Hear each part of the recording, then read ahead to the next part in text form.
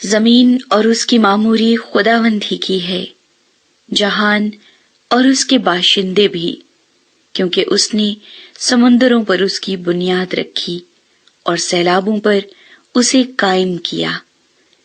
خداوند کے پہاڑ پر کون چڑھے گا اور اس کے مقدس مقام پر کون کھڑا ہوگا؟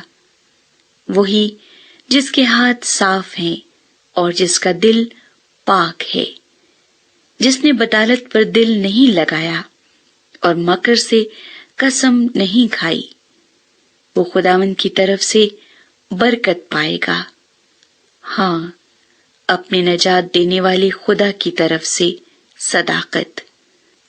یہی اس کے طالبوں کی پشت ہے، یہی تیرے دیدار کے خواہاں ہیں، یعنی یعقوب۔